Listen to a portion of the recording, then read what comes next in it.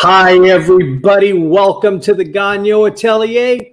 I'm your old pal, Tim Gagnon, and this is the Modern Masters Podcast.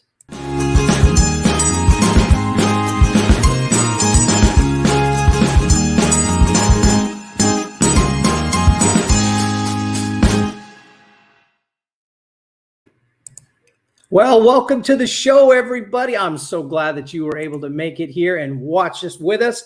We are so excited. I have got such a great show for you today. Oh my gosh, wait till you see the guests that we have. If you are a fan of comic books, if you're a fan of the fantasy genre, this is the show for you. If you're a young artist just wanting to start out, this is the show for you. So do me a favor, if you will, and like and share this broadcast. And if you could, if you're watching this on our YouTube channel, be sure to hit the subscribe button and hit the fancy schmancy notification bell so that you can get more Modern Masters podcasts, as well as all of the other really cool videos that we have here at the Gagnon Atelier channel. For those of you that are looking for more information on what exactly is the Gagnon Atelier, you can check that out at our website right over here, right there, thegagnonatelier.com. And if you want a little more information on our latest, greatest art exhibit that I am currently in the process of working on right now on that easel right here, you can check that out at illuminatedmessiah.com. So check that out when you get a chance. And I think that you will see all kinds of cool things and maybe learn a thing or two. It's pretty awesome. But with that said, guys, let's bring on our guest today. He's going to blow your mind. He's just going to blow your mind. So be prepared. We're going to talk all kinds of great things. He's a great guy, and I can't wait for you to meet him. So here he is. My new friend, Dave Palumbo. Welcome to the show. Hey, thank you. Thanks for having me on. Awesome, man. It is first of all, from one beardy to the next, that is a rocking beard you got there, young man. It's not as white as mine, but it's still pretty cool.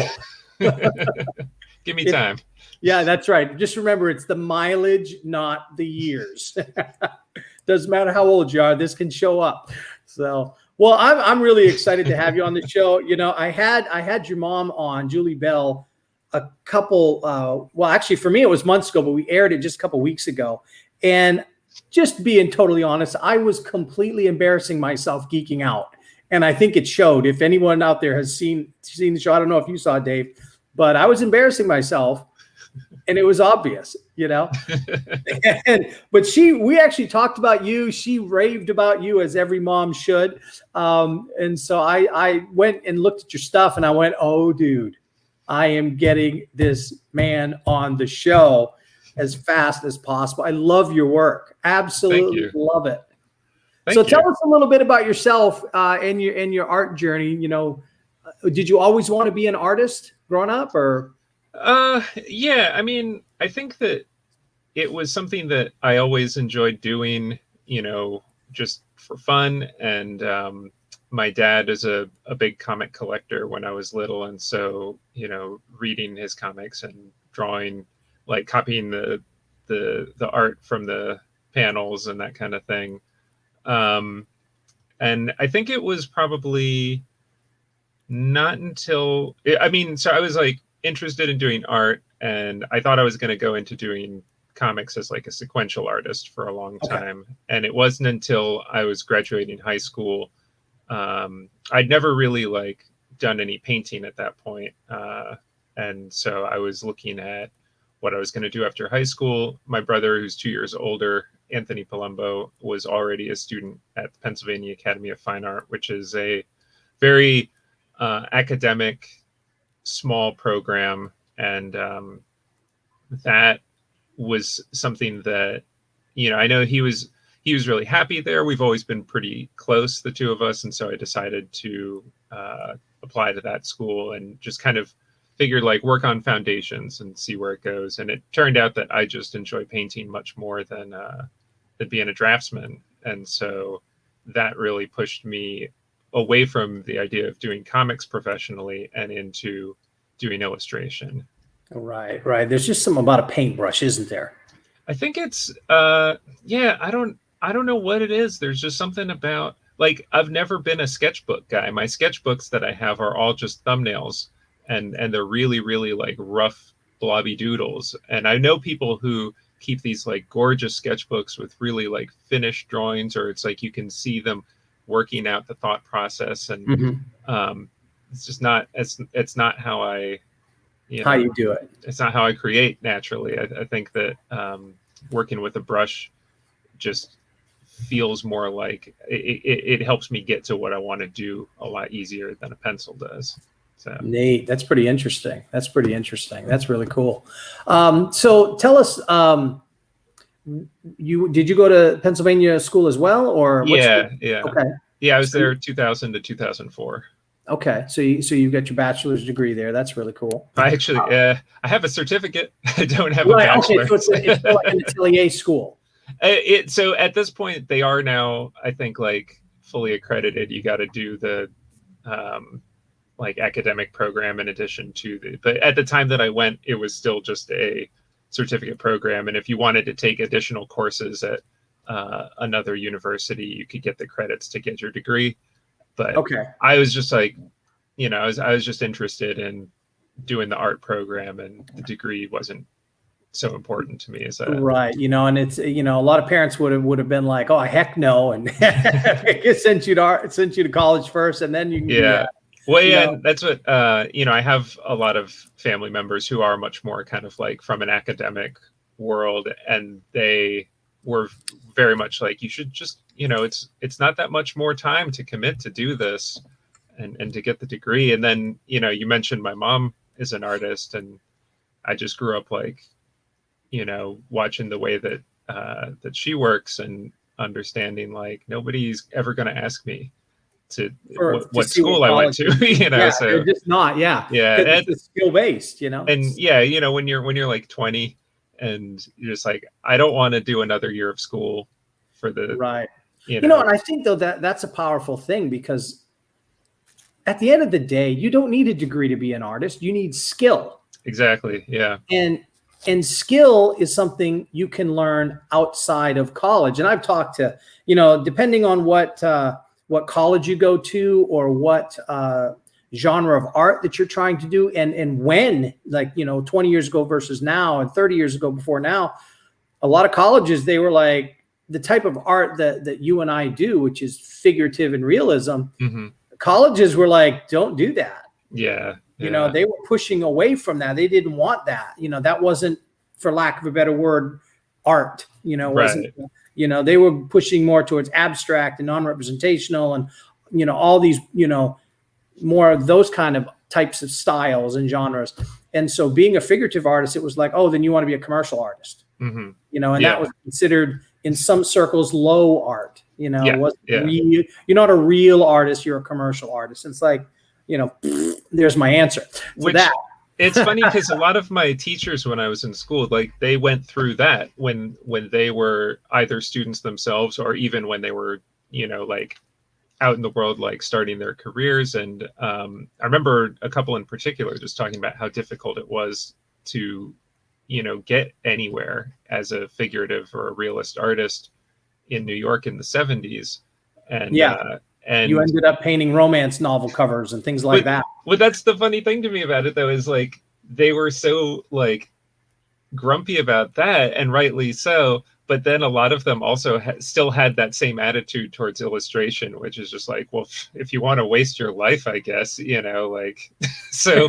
It's funny how we are. Yeah. Humans, just, it doesn't matter what like line of work you're in. Humans are just like, oh, well, I'm better than you, and this one is low, and this one's high, and this. Yeah. People are just.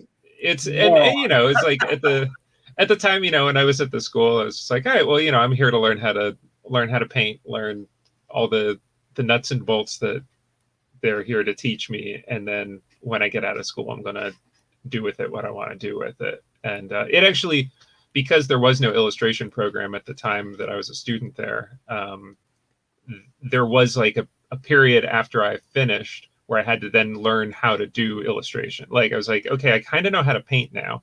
I still had a long ways to go with that too, but it's like now I also have to learn how to, tell a story and all the different things about an illustration that make it really kind of work as a as a commercial product and that kind of thing. And yeah, so it was like you come out of school and then you're like, all right, now I gotta you got to figure it out. Going. And that's another giant criticism about art schools.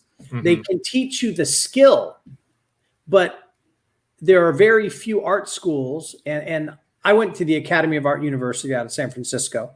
And in the master's program, you had to mandatory take a class called Professional Practices, which was the business side of art. Yeah. In some ways, it was a little antiquated in that it primarily was like, this is how you get in a gallery. Right. Yeah. But it wasn't about, this is social media, this is website, this is marketing, the way, let's face it, you don't need to be in a gallery to become a very, very successful artist. But in the art world, most people think I got to be in galleries. And so the class taught you everything you needed to know to go that route. Yeah. And it wasn't so heavy on the other routes.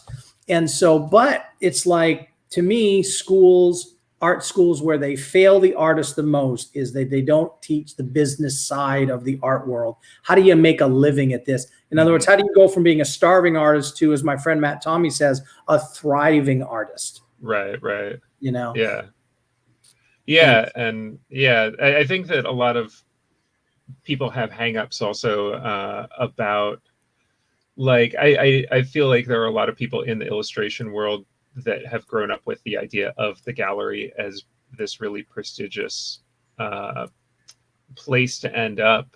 And it can be fantastic, and it also can be a real bad experience or just a real waste of time and effort, Right. It's in and of itself not this like kind of magical achievement necessarily. And the school that I went to was focused on that, like getting into a path where gallery work is going to be your sole focus is what most of the people at that school were teaching and interested in learning.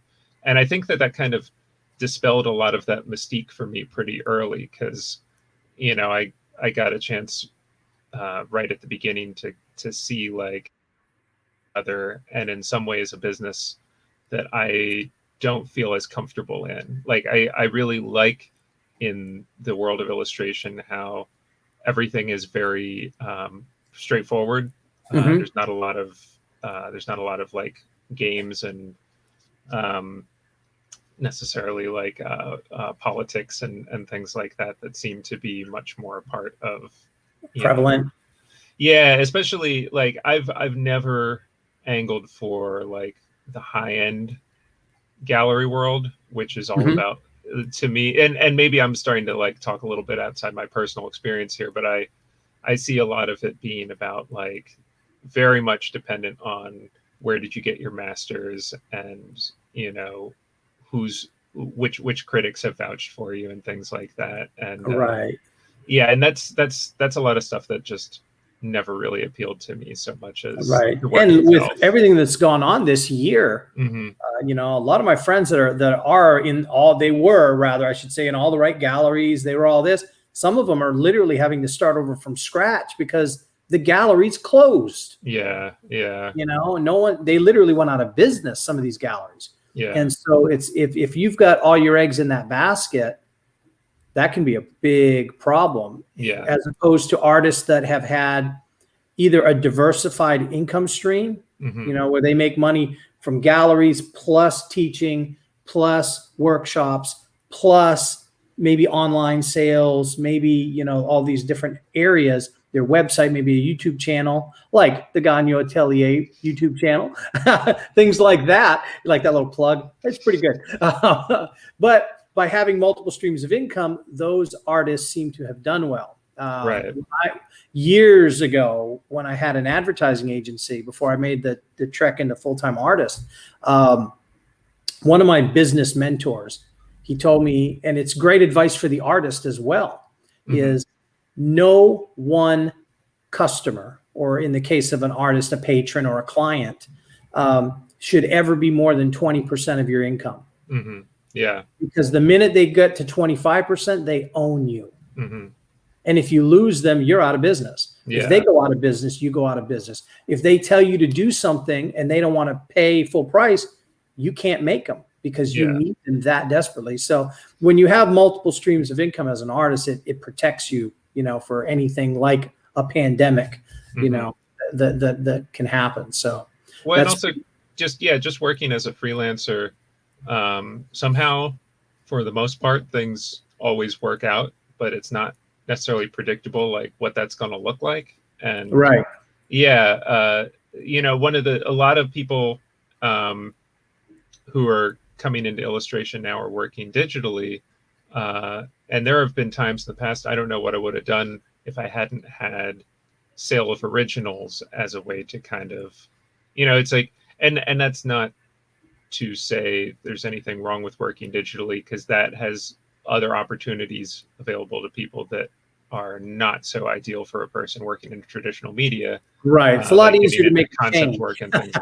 Well, and also, like if you want to do concept design and things like that, like nobody's hiring oil painters to, concept do that kind of stuff. Right. But yeah, so it is like there's definitely trade-offs. But just being able to have that flexibility and kind of, lean this way or that way depending on what's going on in the world is right. It definitely it sounds like that's just good smart business sense, and that's the thing. A lot of times artists don't, when we fail as an artist, it's because it's the business side that fails. It's usually not the skill. It's usually because a lot of times, let's face it, there are artists that are not the highest skilled artists that are doing extremely well. Mm-hmm. And it's obviously because of their business acumen making the difference. And then when an artist fails, it's usually because it was the business side that they failed in. They weren't promoting themselves in the right way. They weren't getting themselves in front of the right people. There's a million reasons why, but it's the same reason if I started a donut shop, I could become a millionaire tomorrow and be the next Dunkin' Donuts, or I could fail miserably and go bankrupt. It's the same thing with my art career. Depending on how I make my marketing plan and how I do things, it can all crumble, or I can be, the next Norman Rockwell. So, there you go. Or the next Dave Palumbo. There you go. So tell us a little bit about your journey now. Take us. You graduated college. You start your career. You had mentioned earlier that you didn't start doing illustration and fantasy genre and superheroes and all that, but you started in galleries. So you started in galleries, and then you went over to this other genre. Talk to us about that a little bit. Yeah. So, I mean, that was something, again, the school that I was in was really, that was much more of the focus. It is pretty much entirely the focus. And so when I was still in my third year, I think, it was like right at the end of my third year, I connected with a local gallery and got put into a group show of theirs. And this was 2003. And this was a time when that was a great way to be, making a modest income if you were living fairly cheap, which I was. And so for the next, couple of years, I guess, I graduated in 2004. And around that time, that was pretty much all I was doing, was just making paintings for this gallery, doing shows with them.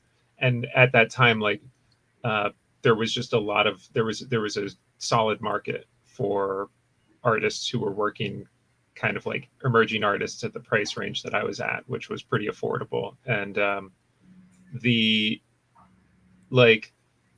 during that time, I was feeling like I did want to get into doing illustration. And that was something that I'd always thought that I was going to eventually do. And then I realized I don't quite know how to do it. I thought that I knew a lot more about it than I did. And I feel like I had a little bit of a period in time in there where I had a little too much like overconfidence in my ability and a sense of feeling like I should be able to just, you know, send out some emails and all of a sudden all the work starts coming in. And I realized very quickly that it doesn't work that way. And I also realized very quickly that my work wasn't as good as I thought it was. And so I started really like focusing on building an illustration portfolio. And at this point, I'm still doing shows in the galleries, but my main kind of enthusiasm was for getting more into the genre illustration, which is just what I grew up loving, you know. Right. And so I started going to conventions and bringing a portfolio so that I could meet people and show my work around. And around this time also, I made friends with some artists early on who were just a little bit further along than I was. Like they were already working, but they were like just starting their careers. And some of them put me onto conceptart.org, which at that time was a website where I think it's actually officially extinct now. But yeah, I was going to say I've never seen that one. But it was a, you know, this is a pre-Facebook, even like pre-YouTube or anything like that. Right. And so for people to get together and not only like share work, but also kind of like as an educational space where people were learning from each other. Right. It was. So you could say this was almost like a pre-Deviant Art.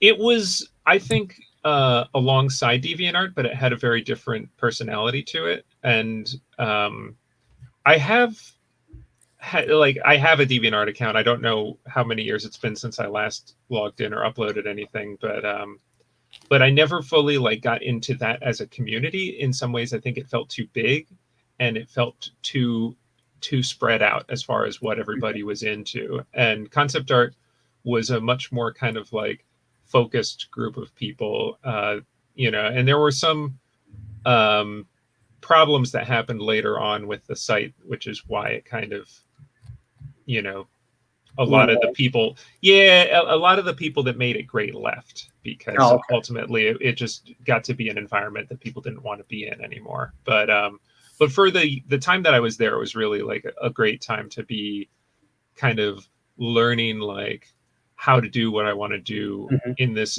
like mix of people, and also starting to kind of like get introduced to other artists' work who were also like just at the beginning of their careers, who, you know, it's interesting now to kind of like see where a lot of those people have gone. And, you know, because it was more concept art geared, like a lot of them stayed in that field. But, you know, we're talking enough time now that people have gone on to like really amazing careers and doing really incredible things. But we're all like a bunch of, you know, like you're all a bunch of newbies, just out of schools at the time. And so yeah, like I was like just really focused on making new portfolio pieces and going out I was doing like San Diego every year for the San Diego Comic-Con. And at the time I was still doing some other shows like New York Comic-Con and things like that. Just, you know, I wasn't out doing these things like frequently, but there were a couple of them that happened every year that I would go to, that were ones where I knew I was going to get to meet like a lot of people, like bigger shows, and getting portfolio reviews, getting just really kind of like getting a lot of feedback on my work, and also seeing what other people are doing. And you know, I just had a lot of I don't know, motivation to prove myself, I guess. And so yeah, it was just like a steady doing that for a number of years until my work got good enough, and I got good enough at putting it out there that, you know, opportunities actually started coming in. Right. So talk us through, you know, so you're working your day job, which is the galleries, and then you're developing your portfolio, and then you're going to these conventions. Talk to us a little bit about, because I know that there are going to be viewers out there that are interested in finding out. They're like, this is what I want to be when I grow up. This is what I want to be. I want to be Dave Palumbo. Like when I was a young man, I wanted to be Boris Vallejo. I wanted to be Julie Bell. I wanted to be Joe Jusko. Those were the people that I idolized, you know? Sure, yeah. And it was like, but in the little tiny town that I was in northern New Hampshire, there was no way I was going to get to go to the San Diego Comic Convention. I never even heard of the San Diego Comic Book Convention. Right. There was no way that I was going to, I joined the military. I was in the military.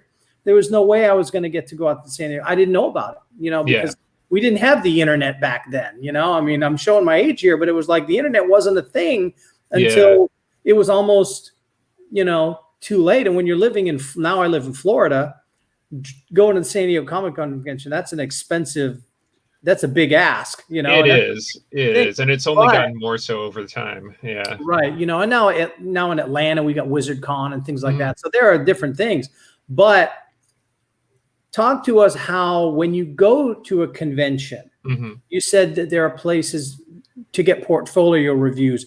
How do you go to a convention with your portfolio, your set of artwork? Let's talk about, what do I need in that portfolio? You know, what should I have in it? What shouldn't I have in it? Sure. And then let's talk about, where I'm at the convention, where do I find those portfolio reviews? Is there a line? Is there a sign? Do you have to like go on a website and fill out a form? And then when you're there, how does that translate to getting a job? How does that work? Yeah. That's a lot to cover. So we'll start with just getting the reviews, because that's the one part that I am the least confident in my answer here, because that's something that definitely changes over time. And, you know, at the time when I was going, I would basically I had a physical book, which almost nobody has a physical book anymore. Like, most people have iPads now. But I had a physical book, and then I also had what we would call leave behinds, which is essentially the idea of a business card, but tended to be something a little bit more substantial than that. So a little booklet, or sometimes like a set of cards in an envelope or something, that hopefully will be nice enough that when you do get an art director who's interested in your work and you give them your leave behind, they're actually going to hold on to it. And when they look at it, they'll think of you for potential projects. So a lot of the companies don't necessarily have art directors at conventions. And nowadays, I think they might advertise if they're going to be doing reviews. You can like sign up in advance. Some of them will have like the comic companies used to have you basically submit a portfolio to get approved to have an interview, kind of a thing. What I usually did was just walk around and ask. And that's not something that I necessarily love to do, but it was kind of what I had to do. Just go up to whoever's working at the booth and, you know, say, I'm an artist, and I'd really love to speak with anybody. If anyone at the show this weekend is from the art department, I'd love to show my work, you know, hopefully maybe even get some feedback. And a tip I was told by a gallery way back was that whenever you go in asking for someone to look at your work, it's a good idea to show them your work before they have a chance to say no. So like he was talking about, like, if you go in with your book, have, you know, an image on the top of the book so that they can see at a glance. Like if they're just going to assume everybody's terrible and just, I don't have time to talk to you right now, which at a convention, there's a million things going on. And so it's very reasonable that talking to artists might not be something that the person has time for. If they see there's an image on the book that is something that they're like, oh, that actually looks like might be something that we'd be interested in, then they might be a little bit more open to, you know, setting up a time or taking a card. But, you know, half the time there's not a person there to actually meet with, or you spend half the show circling back because they're like, oh yeah, he's in a meeting right now, or oh yeah, she went for lunch, but, you know, maybe try back in an hour. And you just hope to be lucky enough to catch that person in a good mood. Yeah. So a lot of it ended up being also I mentioned like being once you start kind of developing friendships with other artists, a lot of people also just hang out after hours. They go get dinner together, or they hang out in the hotel lobby or whatever. And there are definitely a lot of people that I met at a show when we weren't even at the show, but it was just because like I happened to go to dinner with a group of friends and they ran into somebody else at the restaurant. So it was just like always having the book handy and always being ready to, show someone your work. And Right. yeah. Yeah. But that was one of three parts of your question. So you were also asking about what should be in the portfolio. What was the other thing? Well, just how do you translate? When you go to the convention, how do you translate that into landing a job? Mhm. And you kind of brought that up. Is that one of the things that I'm getting is relationships Mhm. and how vital they are, and that's something that is I tell my children this. I've told them this their whole lives. I live by it myself, and it's that relationships are the highest form of currency. A friend of mine says relationships are the currency of the kingdom. It's that's really how things get done. It's when you make a real connection with somebody, not a surface relationship, because there's a difference between a guy that goes to something like that and they're just there to work the room, and there's people that are there making genuine friendships, and they're more interested in the friendship than the job. That person will get more work. Which is, I'm glad you say, because like I really don't know how much I like the advice that a lot of people give about going and networking at these events, because networking is such a businessy way to look at things, and it treats the people that you meet like assets, as opposed to, you're saying, relationships and friendships, which to me, I think it's, especially in the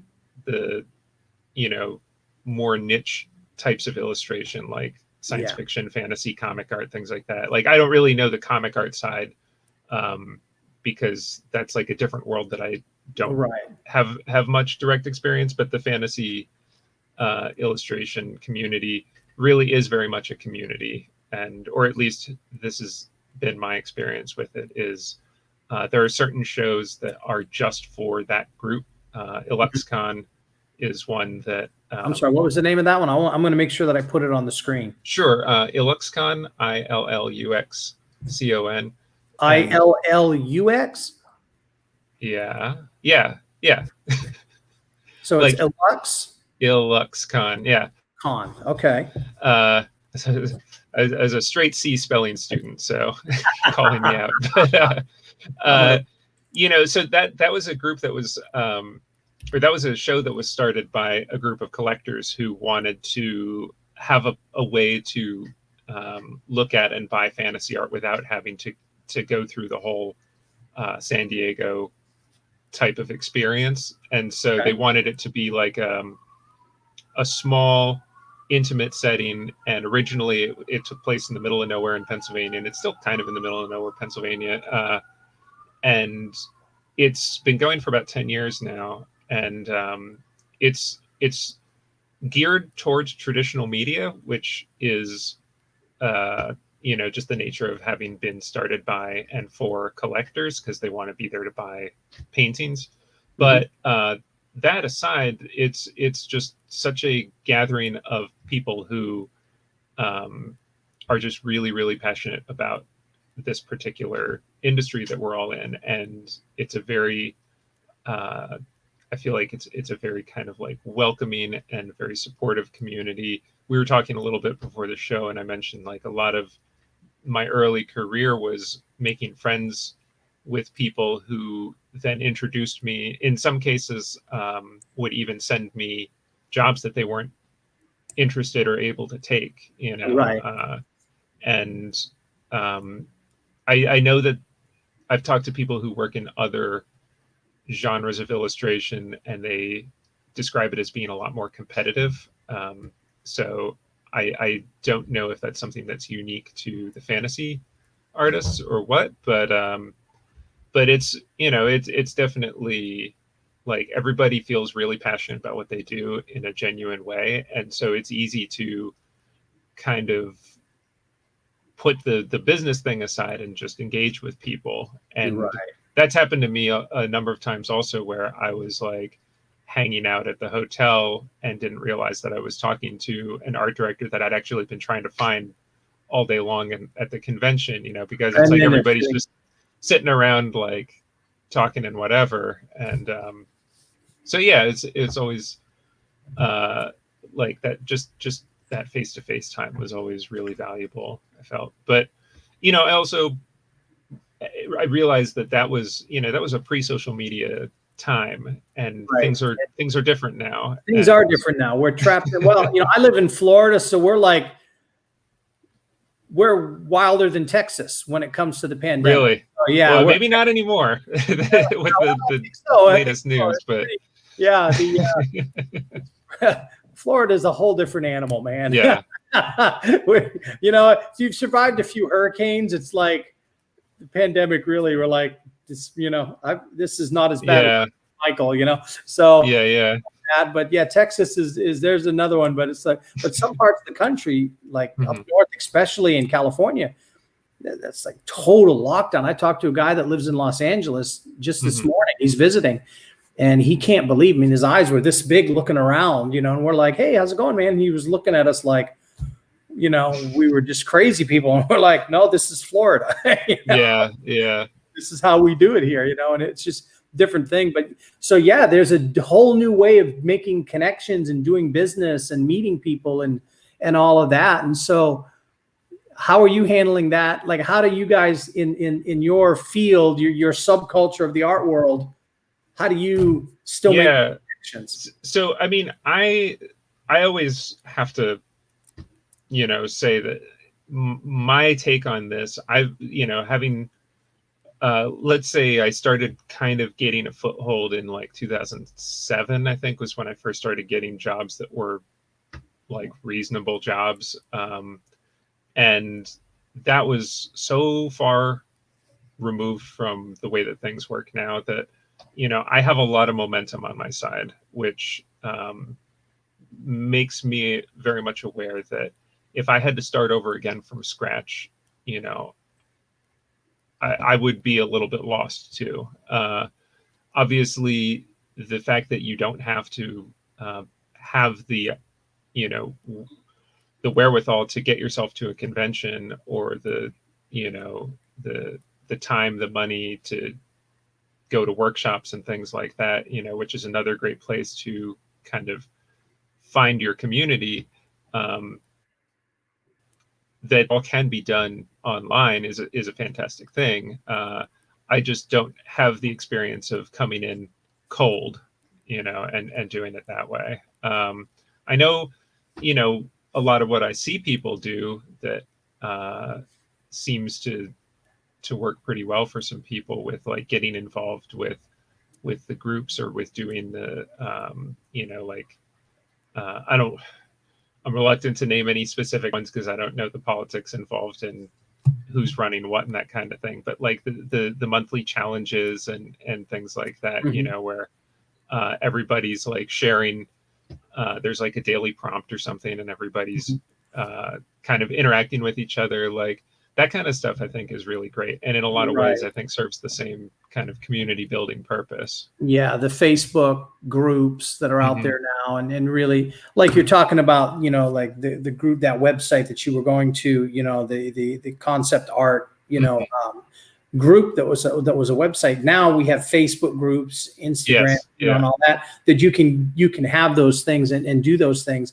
And you know, a friend of mine, her name is Sheila Smith, and she was actually the first podcast we ever did.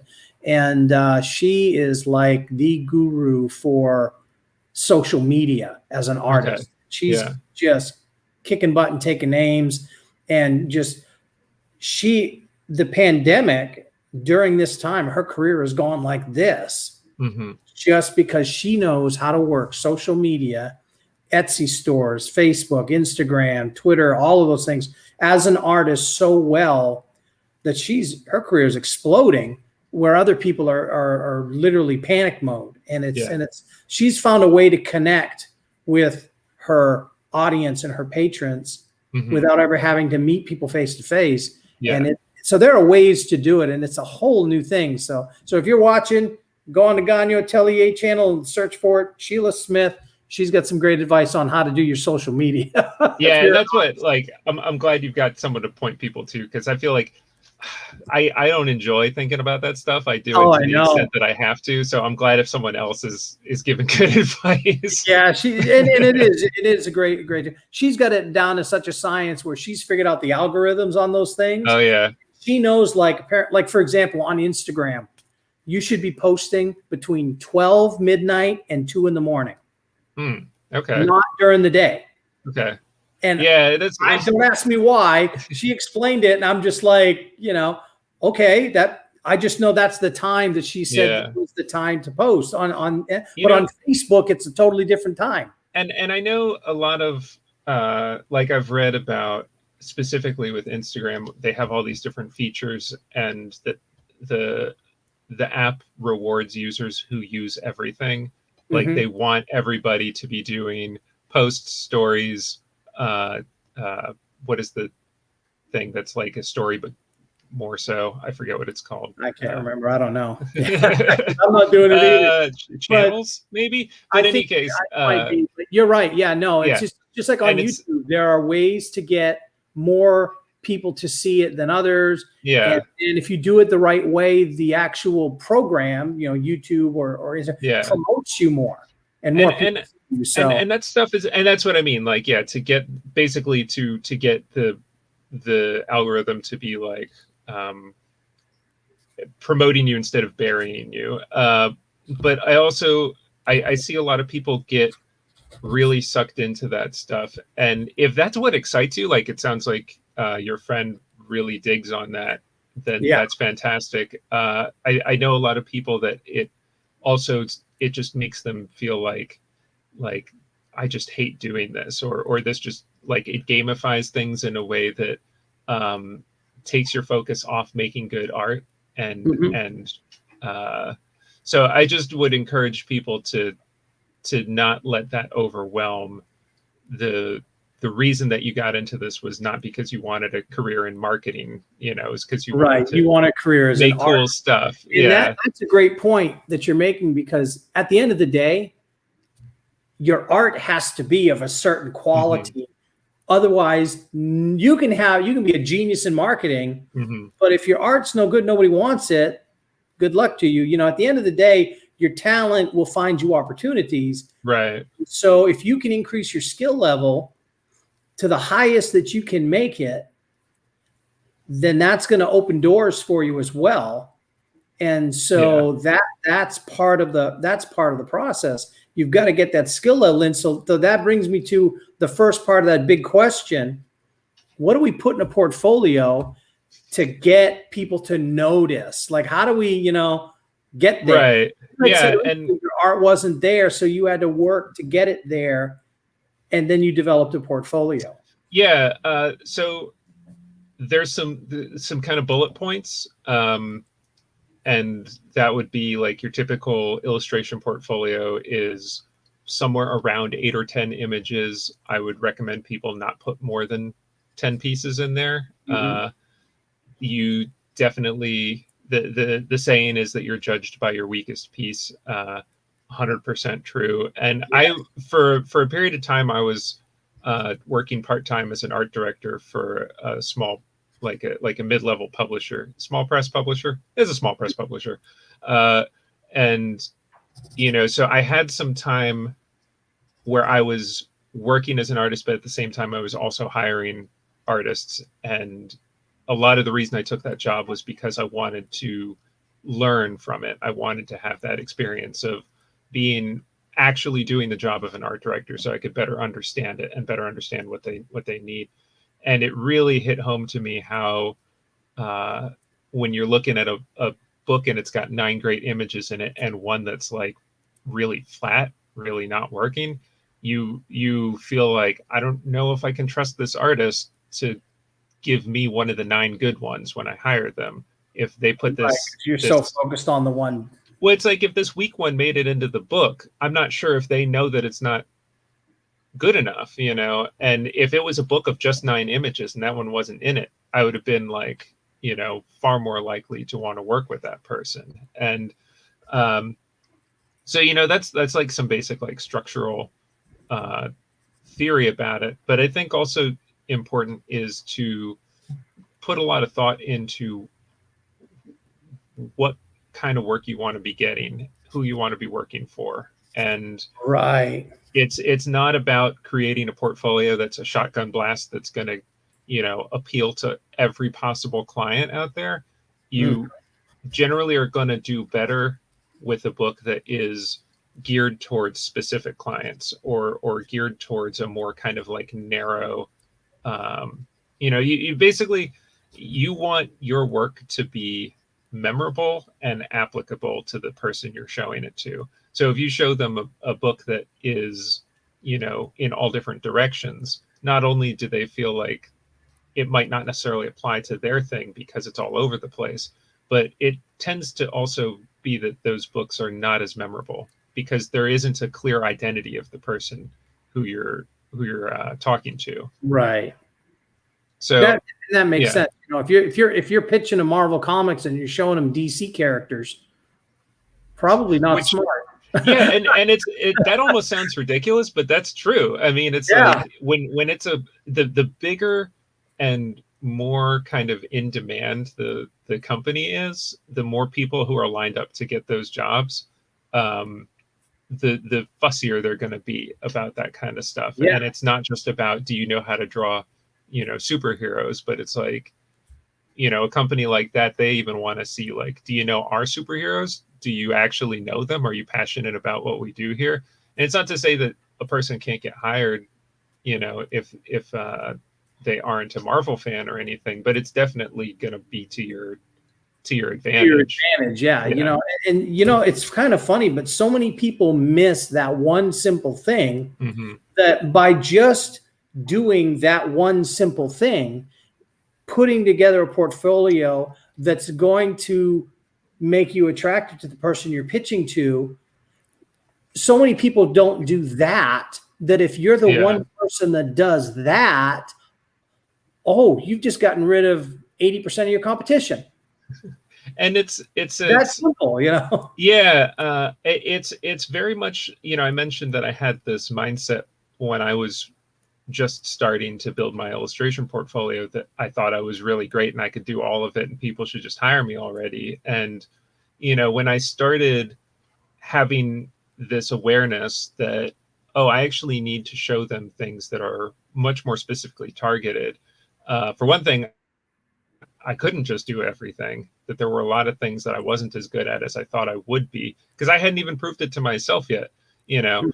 And so that, for one thing, it helped me figure out what I did and didn't want to do. There were some things that I thought I wanted to do, and then I start trying to paint them, and it's just like, oh, I don't enjoy this. And if you don't enjoy doing it, you don't need to put it in your book. You know, it's like, even if you can really like work hard to create a piece that has like a really complex architectural environment going on in it, because you feel like that's something that your book needs, you know, the best case scenario is people are going to hire you to do that, and you're going to be miserable. You know? Exactly. So, and more likely what's going to happen is it's going to not be your best work, because, you know, you know, there's a difference, I think, between, I don't enjoy doing this, but it's a necessary thing to create the piece I want to make, versus this is what I think people want to see, so I guess this is what I have to do. And I, you know, the first thing is kind of like, sometimes that's just how it is, but I really advise people not to feel hemmed in by what they think other people want, as opposed to what they actually enjoy doing. Right. And that's a good point. You know, it's kind of like I've told young illustrators before, you know, I'm like, if you want to draw SpiderMan, you better get really used to painting cityscapes or drawing cityscapes, because to be an effective SpiderMan artist, you're going to be drawing more buildings. Yeah. Who are SpiderMan. because It's unfortunately the truth. you're drawing New York City from an airplane's view and then a little Spider-Man guy in the middle of it. Spider-Man's the easy part. Yeah. In that composition, I mean, you got to draw every car, every window, everything in perfect perspective, because the thing about buildings is everybody will know if you got one window wrong. Yeah. On that perspective. Spider-Man, you can kind of get away with stuff, but you can't with a building, and that's the thing. It's like, if you don't like to paint buildings in perspective, you shouldn't be drawing Spider-Man or Batman. Yeah. I mean, either one of those two. Well, Batman, at least you can just throw a lot of smoke and shadows and you're good. But yeah, exactly. There's ways around it. But yeah. Well, and so then you can also have multiple portfolios if you're interested in doing more than one thing. I think that's a tricky thing, especially if you're early career or just coming out of school or something. It is I think going to make your progress slower. Mm-hmm. It's good to experiment and see what you like to do. But if you decide, okay, I really like doing, this animation style, but I also really like doing realist paintings. And I'm kind of into doing sculpture. I think I want to do some of that too. It's like, you don't necessarily need to stop doing all those things, but maybe pick the thing that you're the most enthusiastic about and have that be the one that you show everybody else. And you can be working on the other things at the same time. But right. It's the problem is when people don't know who you are. And if you have a lot of really like conflicting or confusing different looks going on at the same time, then again, I think that's such a huge point, because a lot of times, a lot of the artists that I've seen that struggle the most, their portfolio is just what you said. Who are you? Mm-hmm. Are you a portrait artist? Are you a figurative painter? Are you a fantasy artist? Are you a landscape artist? What, are you a sculptor? Are you a fashion designer? What are you? Mm-hmm. And the problem is that they don't know who they are. Right. Yeah. And so you have to find your artistic voice, and you've got to develop that so that you can have a cohesive presentation to your, so when you're meeting somebody. I have on my YouTube channel, we've got a video called "How to Give and Receive an Art Critique," and it gives a lot of those things that we're talking about when you're presenting your artwork to somebody. How do you go about that in a way that's going to make you look good? Yeah, and make them want to receive what you're pitching. And then also from the other end, when you're giving your critique, how do you do that in a way that the artist can receive what you're trying to give them to better them, Yeah. And so those are pretty, important things you're talking about here. And I really, really am just, this is fantastic stuff. And I hope that that some of you artists that are either in college or you're trying to break into the industry, that you're taking good notes, because I'm taking notes, and I'm going to be putting, the bullet points and things on the screen as well, because I think that this is just internet gold, Dave. It's internet gold. So it's really good. Well, let's show some of your artwork so people can see what you are all about, because it's gorgeous stuff. It really is. I'm really drawn to your artwork. And before we went on the air, one of the things that I really am drawn to about your art, and when I was in high school, it was your mom, it was Boris Vallejo, it was Joe Jusko, it was Frank Frazetta, it was artists like that, but especially Joe Jusko. His artwork, every ab, every rippling vein, every muscle, you know what I mean? They were just like in your mind, superhero. Yeah, it's dynamic. Yeah, very, very dynamic and ultra stylized. And it wasn't like they were wearing it wasn't people in a costume. It was naked, super muscular bodybuilders with body paint on, really is what it was. And a mask and a cape, throw a cape on. But that's pretty much how they were drawn, which nobody in clothes looks like that. Right. But that's how the comic book genre is.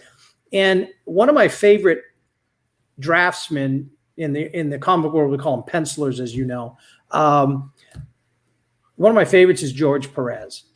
And what I like about George's work is that you can tell Hawkeye and Captain America are very different from each other. She-Hulk and the Wasp are very different from each other. They're not, it's not the same woman in a different costume. It's not the same man in a different costume. You can tell they're different people from not only their faces, but their bodies. They're all different.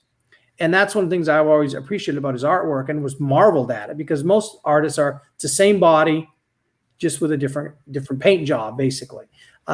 Your work is like that, where your paintings are superheroes, but, and it's as I described before we went on there, it's regular people that fate stuck with superpowers.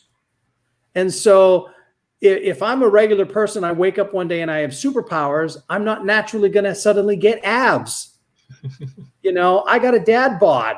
If I suddenly got superpowers, I would be a superpowered dad bod, and it wouldn't be pretty in spandex, you know. Nobody wants to see that. But you've got athletic, powerful people, but yet they're people. And I really, it draws me to it. So let's take a look. Let's take a look at this. I'm going to start with one of my favorite characters of all time. Everybody who knows me knows this. My man, Captain America. So talk to us about this painting, because this is just, I love this painting. Yeah. So you started with one of my favorites from the whole set that I did. Yeah. So this is from the 2020 Marvel Masterpieces that just came out this past fall, and it was 135 paintings that were all mine. So you painted every one. Yeah. And how long did it take you to do them all? The contract ran around 2 years. I was working on other projects while it was going on, but towards the end, I was exclusively finishing these up. So how long per painting does that add up to on average? Give us an average. How many times per painting? It's a hard question for me to answer, because I was doing these like simultaneously with each other. So I was working in batches. And one of the things that was really nice about this project was that I had such a long period of time to do all these paintings, and I knew, like, I had the list basically of like all the characters I was going to be doing, that I was able to kind of work in groups. And, you know, there were certain characters that were harder for me to hook into or harder for me to find an angle on. And so I could just back burner them while I'm working on other pieces. And my process in general, I'm a fast painter, but I'm a slow thinker. And so I will front end spend a lot of time just kind of designing the piece, working out the concept, and assembling, you know, my reference, shooting models, all that kind of stuff. And when it comes to when I'm actually ready to sit down and do the painting, they go real fast. You know, a lot of the pieces in this set, I would say most of them, once I get it laid down on the board, are a single session. But that's discounting a lot of time beforehand that got me to be able to sit down and already know what everything is. Sure, yeah. So Captain America was one of the ones that took me a little bit to kind of find. And I think that the original concept I had for the character was a little bit more of a charging into battle Captain America. And I ended up getting to do one kind of like that for one of the, like, the chase cards in the set. Right. I think I've seen that one as well. Where he's like surrounded through some flames. Yeah. But when I painted this one, I think one of the reasons that it's one of my favorites from the set is because I feel like this one has a little bit more of an emotional story to it, and there's like a little bit more going on than just a portrait of the hero, like, jumping into a fight. And, you know, it really got me thinking a lot about this character and what he's about, and how does that relate to the world that we're living in, you know, and the things that are going on, and how do I feel about, you know, that I see Captain America as kind of like a best possible version of us, and that he is kind of there to be the example of what the, you know, kind of American identity wants to be. and in some ways maybe never can be, but just this kind of, you know, he knows what's right and he leads by example, and he feels everything very deeply. Like he's the one who puts himself in harm's way and puts himself out in front to do the right thing. And yeah, this piece is really kind of, it means a lot of different things, but I think one of them is just this kind of grief over the feeling that aspiration, in contrast to oftentimes the reality, and when that potential is falling very far short, and you know, so there's a number of different things. That's the kind of the simplest way that it comes to me anyway. Right. You know, And I'm, having been in the military, I look at this painting and, you know, I've got a lot of friends that were in the Army and a few Marines. I was in the Air Force, and, you know, I never saw combat or anything like that, but I do have a lot of friends that did. And when I see a painting like this and I hear some of their stories from being overseas and things like that, you really captured a moment of the soldier.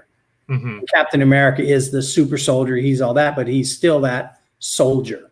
And it really, when I look at this, that's the veteran in me looks at that and goes, wow, that's a powerful image of the aftermath, the after the battle kind of thing. And it's just, it's powerful. It's really well done. It's beautiful painting. Not forget that it's Captain America.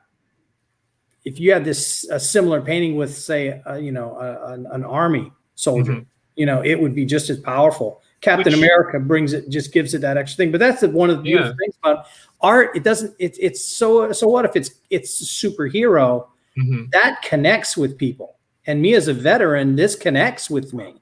I think that way. Sorry.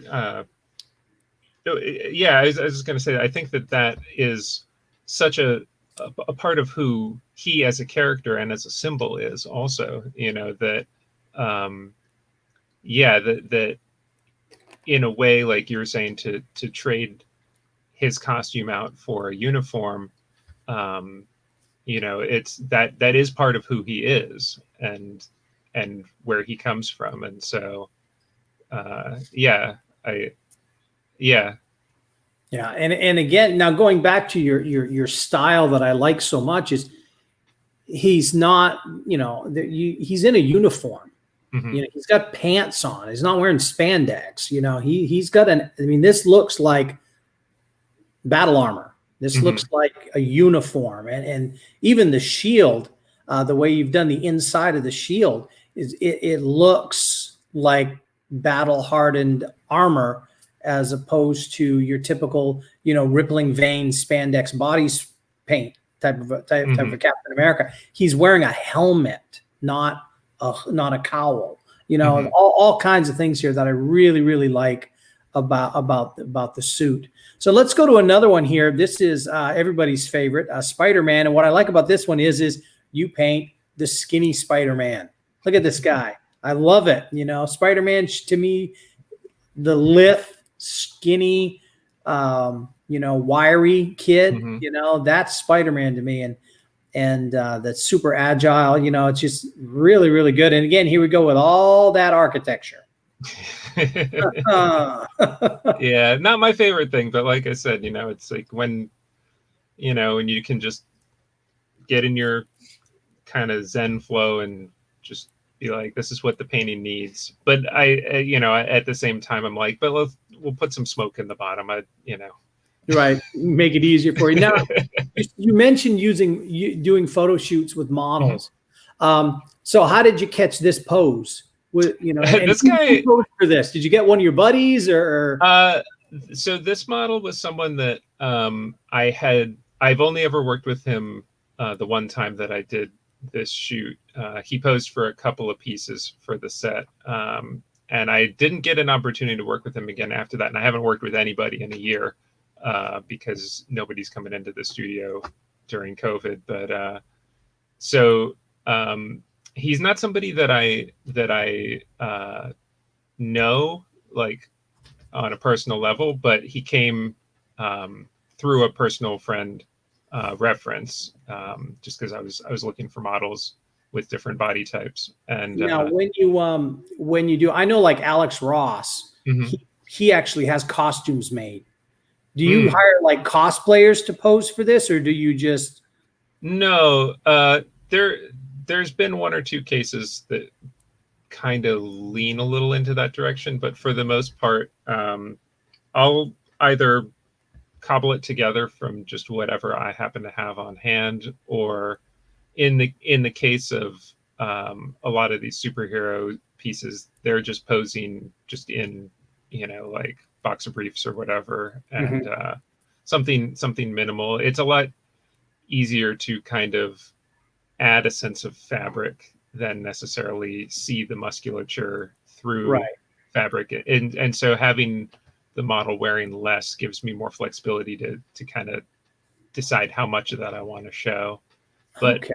yeah, in this case, I always have like a real particular pose. I like, I've got my pose. I know where I want my lights to be. Everything is, kind of sketched out ahead of time. And then we'll kind of, with the superhero stuff, it's a lot of like, shooting the upper body, shooting the legs, doing like all the different pieces, and then kind of working it together after the fact. Sure. With this particular model, I think that we did that like for safety, and then we decided he was like, let me just do a couple of jumps, and I think we shot a couple where he was just like jumping into the air, and he just hit the pose, and I was just like, oh, okay, that's great. Very good. Nice. Yeah, I believe he had a dance background maybe, but yeah, it's like a lot of the people that I work with definitely have like dance or performance backgrounds, and they're really like aware of how to kind of act with their body like that. Right. Awesome. That's really cool. Now you obviously work from photos because you're photographing them, and then you work from the photos. Do you ever work from life? I mean, that was how I learned, but it's been years. It's been a really long time. It makes it hard sometimes when you're professional. It's harder to work from life than it is from photos. Oh, sure. I mean, it's the cameras. I love photography also, and I think that taking a good photo is more than just getting your model in front and telling him what to do. Right. So there's a lot of intentional thought that goes into the way that I capture my reference also. But that said, when you've just got an actual person in front of you, you don't have the camera translating this into a two-dimensional image, and that is already like doing so much to help you kind of understand how to translate that into a drawing or a painting. Right. Right. Well, let's look at one more painting from your Marvel collection. I want to show some of your other paintings too. This is a female character, and this one struck me when I saw you posted on Facebook, and it's also on your website. This is the X-Men Rogue. Who's a very popular character. She was in a lot of the X-Men movies. Very, very popular. In the movies, she was kind of like really the Kitty Pryde character in the movies. With Wolverine. Yeah. And so really it should have been Kitty Pryde, but they used Rogue as that role in the Wolverine relationship. But I love, this is one of the things I'm talking about, where a traditional way of a painting of Rogue or a female superhero, she would look like a bikini model. She'd have a six-pack abs. She would have a perfect 10 body. She would be extremely busty. And all of that, very voluptuous woman, but very toned, rippling, like a bikini model or a fitness model. You don't do that here. This is a young woman, very attractive young woman, but still not that bodybuilding, powerful look to her. And it's amazing to me when I look at this. And I showed this to my daughters and my wife, and they were like, oh, finally. They were like, yay, somebody gets it. Not all women look like that. This is a real woman who's a superhero, and I Which, love about it. yeah, and like I take the compliment. It's also like I know, I know the woman who posed for the piece, and she is extremely fit and beautiful. Mm-hmm. And she's also a dancer and a performer, and so it's like a lot of what you're saying. It's like, yeah, it's like I guess, but her build is very powerful, and that was one of the reasons I thought she'd be good for this character, is that she has that confidence and has Mm-hmm. that strength. And yeah, I think there's some things about the way that I approached this also that just bend away a little bit from it's not just the body type necessarily, but I think that the lighting on the face, the pose of the figure, are not traditionally the way that the women heroes are done, because it's Right. less glamorized for the Mm-hmm. sake of her looking like, you know, I don't know, for like, I guess, like you said, like less like a bikini model necessarily, but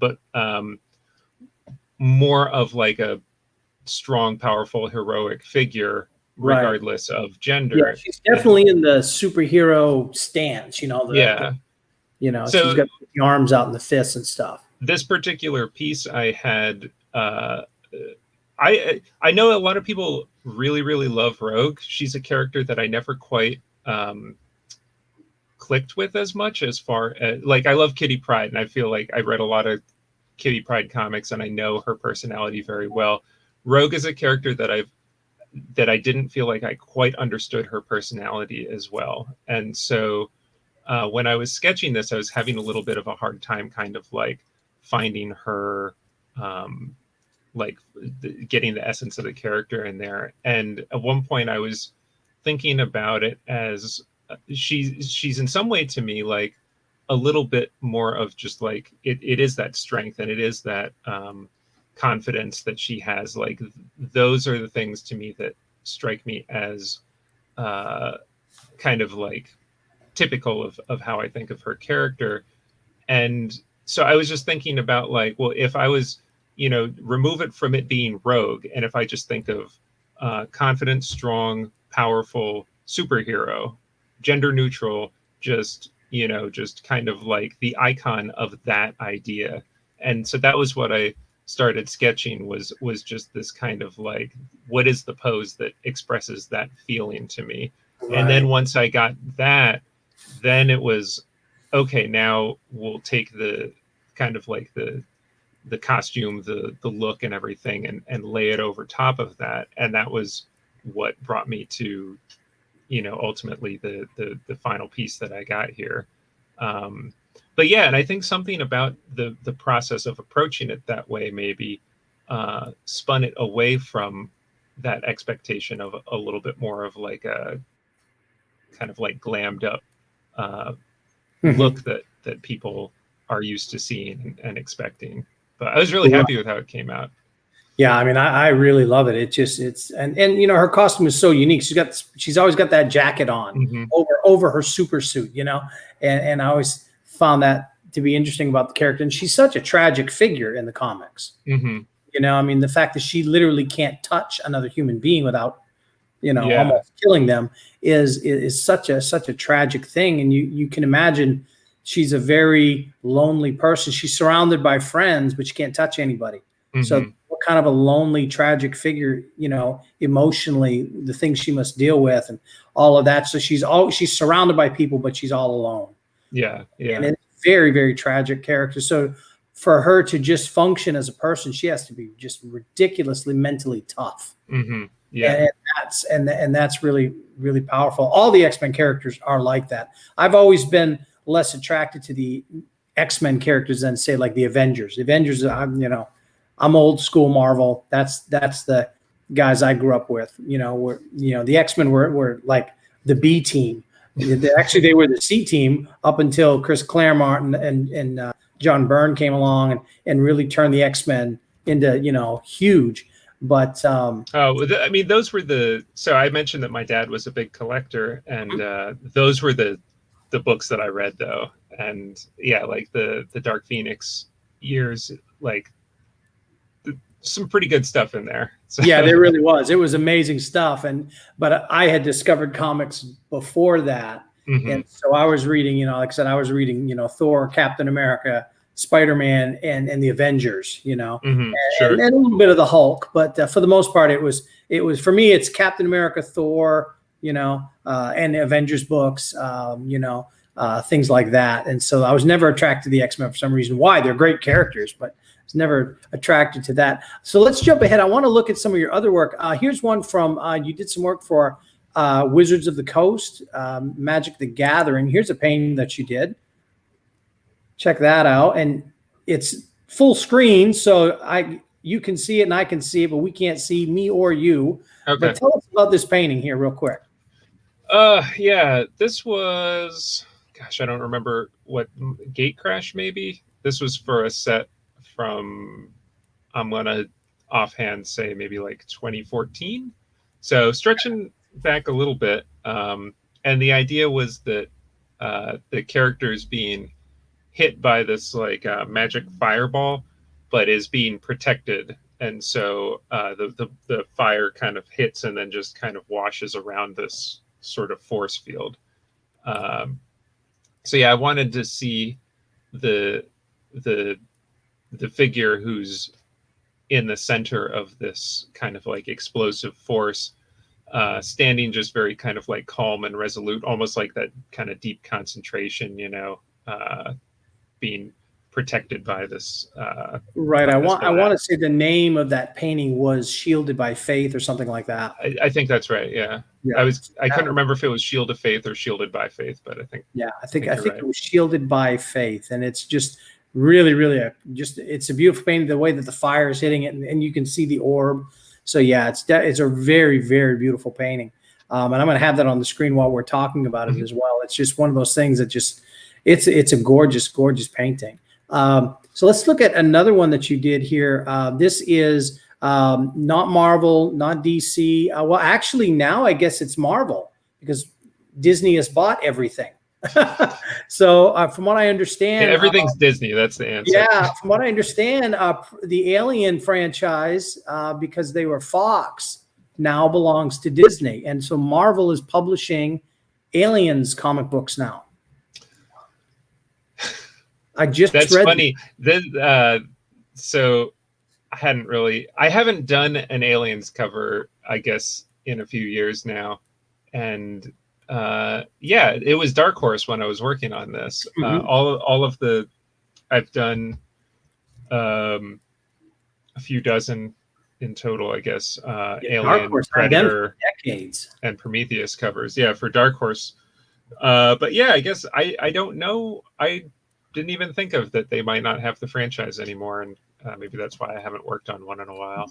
Yeah, I just read an article like 2 days ago that Marvel is now publishing Aliens comic books, the Alien franchise, which I would assume then that they have Predator as well. So maybe you'll see Captain America versus Aliens pretty soon. Who knows? I have no idea how. Yeah, but yeah, this how things change. Yeah, this was there was a couple of mini series that they did, and the first ones that I worked on, the art director called me up and asked if I would be interested, and they were doing Aliens, Predator, Alien versus Predator, and Prometheus, and he wanted to know if I wanted to take the covers for one of these titles, and I was like, Aliens, yes, absolutely Aliens, and he's like, oh, we were kind of hoping you'd say Prometheus. I was like, if I do Prometheus, can I also do Aliens? And yeah. So they ended up that first miniseries, I did those two, and then the next go around when they brought all of those 4 titles out for another miniseries, I was doing the covers for all of them, which this was for an Alien versus Predator cover from that second go around. Nice. Yeah, nice. It's exciting, to be able, it must be really amazing to do some of your favorite, characters and your favorite movies and different things and actually do some paintings for them. That's going to be quite the kick. Oh yeah. Yeah. I I mean, Alien and Predator, I think, are both fantastic, but just the original Alien movie is, one of my all-time Oh yeah, favorites. that was a scary movie. I Yeah. remember seeing that in theaters and just, yeah, that was a scary movie, man.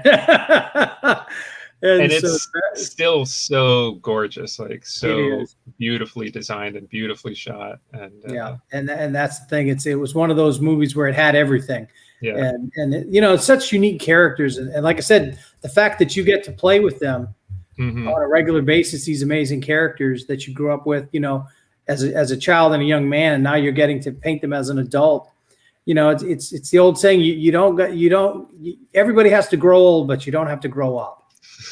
Yeah, and you're getting to really play there. It's, so let's I was just going to say that it's not like a lot of these things. I just didn't think that would be happening by the time it was like, I was surprised that Magic was still happening when I was at a point where I was able to actually do work for them. It's like, because I used to play the game, and then I stopped playing for a number of years. I was like, went to school learning how to paint and everything, and then when it came back around that I was like talking to the art director, and I'm just like, that's awesome. Like at that point, I guess it had been like 15, not quite, maybe like 12 years after the game came out. Wait, I don't know what it was. In any case, yeah, 12 or 15 years, somewhere around there. And I was like, I can't believe that you guys are still making this. And now here we are. They're getting very close to their 30th anniversary. Yeah, it's amazing. It's amazing. Bigger than it's ever been. Yeah. And yeah, same thing with Alien. Like when I got called up to do that, I was like, really? I'm going to get to, contribute even like a little small piece to the Alien like world. That's right. Incredible. It's got to be quite the kick. I mean, to be part of something that big, it's such a big franchise. Yeah. Now you have a stake in that. It's pretty amazing. I mean, my little tiny corner over here, But hey, you know what? That's still, who cares, man? You got your niche, and enjoy it, because it's pretty awesome.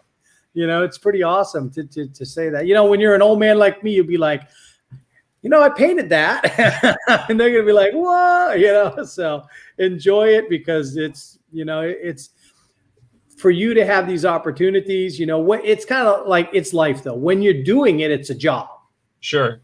And sometimes you miss that aspect of, oh my gosh, I got to paint an Aliens comic book, yeah, that's what Masterpieces was like. That when I got that call, because at that point, like I thought I was going to draw comics, and I was like, maybe I'm a painter and not a penciler, and I was like, but I could still maybe like do some covers. And I did a couple of Marvel covers like really early in my career, but it never went anywhere. And I made peace with it. It's like, that's not what I do. I'm not a superhero artist. And then, I'm just doing my thing. And then that opportunity came along, and I was like, really? Like, I get to do my own Marvel Masterpieces set? Like, this means so much to me in so many different ways, but also just, it was the first time in so long that I checked in with that like 12-year-old me that really, really was into X-Men and Marvel Masterpieces and all this kind of stuff, and it's just like,